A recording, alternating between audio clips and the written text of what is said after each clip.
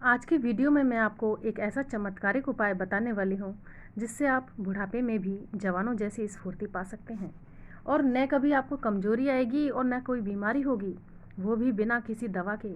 और ये उपाय मैंने ईजाद नहीं किया है बल्कि एक बुक में छपा है जिसके लेखक हैं सैनफोर्ड बेनेट। और ये पुस्तक अमेरिका में छपी है। इस पुस्तक का नाम है old age it's cause and preventions. इसका नाम मैं डिस्क्रिप्शन बॉक्स में आपको दे दूँगी। वह कहता है कि 50 वर्ष की अवस्था में वह बहुत बूढ़ा तथा कमज़ोर हो गया था। डॉक्टरों ने कह दिया था कि 2-4 वर्ष में बूढ़े होकर मर जाओगे। उसने दवाइयाँ बहुत खाईं पर लाभ नहीं हुआ।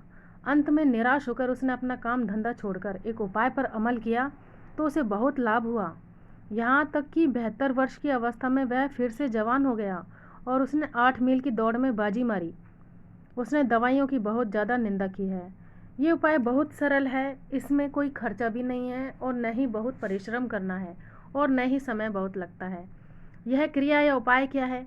ये एक प्रकार की अंगड़ाई है जिससे सब अंगों में खून तेजी से दौड़ने लगता है और शरीर में फुर्ती आ जाती है। रोज रोज नियमित रूप से केवल 10-15 मिनट भी ऐसा करता रहे तो कुछ दिनों में जवानी सी आने लगती है। सवेरे सोकर उठते ही बिस्तर पर चित्त पड़े पड़े तकिया हटाकर इन कसरतों को करना है। तख्त या फर्श पर और भी अच्छा है। स्वभावतः लोग सवेरे उठते ही अंगड़ाई लेते हैं, उसी का यह व्यापक रूप है। इसमें बिस्तर पर पड़े ही पड़े एक एक करके प्रत्येक अंग को तानना कसना और 2-4 सेकंड बाद एकदम ढीला छोड़ देना पड़ता है। मुट्ठी कसकर दबाओ तो हथेली का खून ऊपर कलाई में दौड़ जाता है और एकदम ढील देने पर खून तेजी से लौट आता है। इसी प्रकार शरीर के प्रत्येक अंग को बारी बारी से तानने और ढीला करने पर वहाँ का खून दौड़ता है। बुढ़ापे में नसों के अंदर मल जम जाता है और नसें कड़ी पड़ जाती हैं। इसी से बुढ़ापा आता है। इस क्रिया से वह मल धीरे धीरे खून को दौड़ाने के साथ साफ होता जाता है, हटता जाता है और नसें नरम तथा लचीली होने लगती हैं, जो जवानी की निशानी है। उक्त अमेरिकन का कहना है कि नसों के अंदर मल न जमने पाए तो बुढ़ापा आएगा ही नहीं। दवाइयों से ये काम नहीं हो सकता, केवल परिश्रम से तथा खून को दौड़ाने से ही यह सफाई ठीक होती है। अतः आप भी ऊपर से शुरू करके नीचे तक शरीर के प्रत्येक अंग को रोज सवेरे तानकर एकदम ढीला कर दीजिए, तो आपका बुढ़ापा कुछ दिनों में भागना शुरू करेगा और धीरे धीरे जवानी और शक्ति आने लगेगी। हाथ, गर्दन, कंधा, कमर, पेट, पीठ, पैर आदि एक के बाद एक ताने जा सकते हैं।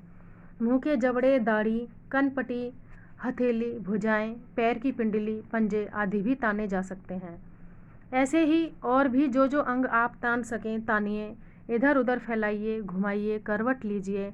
बहुत थकने की ज़रूरत नहीं है। थकावट मालूम हो तो बीच बीच में 1 आध मिनट सुस्ता लीजिए, दम ले लीजिए। हर एक अंग को तानना और ढीला करना, यही इस क्रिया का उद्देश्य है। संपूर्ण क्रिया में 10 से 15 मिनट लगते हैं, परंतु इससे लाभ बहुत ज़्यादा होता है। आरंभ में प्रत्येक अंग को 2 से 4 बार तानकर 4-5 मिनट में ख़त्म कर लीजिए। बाद में अभ्यास जब ज़्यादा हो जाए तब संख्या धीरे धीरे बढ़ाते बढ़ाते 10 से 12 तक ले आइए। आप इन कसरतों को 1-2 महीना करके देखिए कैसा लाभ होता है। प्रत्येक अंग को तानते समय यदि थोड़ी सी सांस रोक ली जाए और ढील देते समय धीरे धीरे निकाल दी जाए तो जल्दी लाभ होगा। इसे खुली हवा में तथा खिड़कियां खोलकर करना चाहिए। बहुत ठंड के दिनों में कंबल ओढ़े हुए भी बहुत कुछ कर सकते हैं, पर मुंह खुला रहे और बैठकर भी ये क्रियाएं की जा सकती हैं। आप इस क्रिया को आलस्य त्याग कर नियमित रूप से करते रहेंगे तो बुढ़ापे के कष्ट बहुत कुछ कम हो जाएंगे। बूढ़े लोगों के लिए यह बड़े काम की चीज़ है।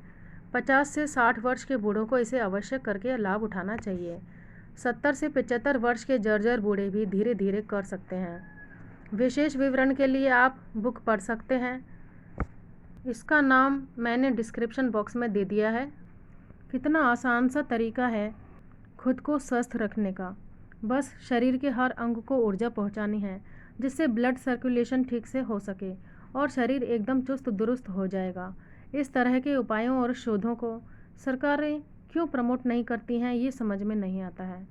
वीडियो देखकर आप अपने परिवार के सब लोगों को बताएं और हर व्यक्ति कम से कम 10 लोगों तक इस उपाय को पहुंचाए तो बहुत जल्दी ही स्वस्थ भारत और स्वस्थ संसार का सपना पूरा हो जाएगा। वीडियो देखने के लिए धन्यवाद।